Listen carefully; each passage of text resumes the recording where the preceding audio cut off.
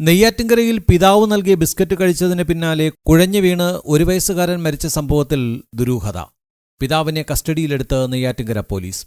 കാഞ്ഞിരംകുള തവ്വാവിള ഷിജിൻ ഭവനിൽ നെയ്യാറ്റിൻകര കവളാകുളം ഐക്കര വീട്ടിൽ വാടകയ്ക്ക് താമസിക്കുന്ന ഷിജിന്റെയും കൃഷ്ണപ്രിയയുടെയും ഏകമകൻ അപ്പു എന്ന് വിളിക്കുന്ന ഇഹാനാണ് മരിച്ചത്.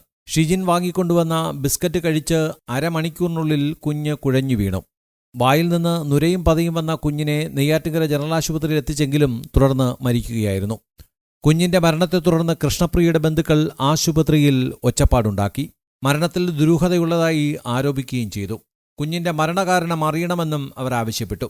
പോസ്റ്റ്മോർട്ടം നടത്തിയെങ്കിലും പ്രാഥമിക നിഗമനമൊന്നും തന്നെ പോലീസ് പുറത്തുവിട്ടിട്ടില്ല. പോസ്റ്റ്മോർട്ടം റിപ്പോർട്ട് ലഭിച്ചാൽ മാത്രമേ സംഭവത്തെക്കുറിച്ച് വ്യക്തമായി പറയാൻ കഴിയൂ എന്ന് നെയ്യാറ്റിൻകര പോലീസ് പ്രതികരിച്ചു. അതേസമയം ഷിജിനും കൃഷ്ണപ്രിയയും തമ്മിൽ അസ്വാരസ്യങ്ങളുണ്ടായതായും സ്ത്രീധനത്തെ ചൊല്ലി മർദ്ദനം പതിവായിരുന്നതായും ബന്ധുക്കൾ ആരോപിക്കുന്നു. ഇതു സംബന്ധിച്ച് പോലീസിൽ ബന്ധുക്കൾ പരാതിയും നൽകിയിട്ടുണ്ട്. മാറനല്ലൂർ കുഴിവിളയിലെ കൃഷ്ണപ്രിയയുടെ വീട്ടിൽ കുട്ടിയുടെ സംസ്കാരം നടത്തി.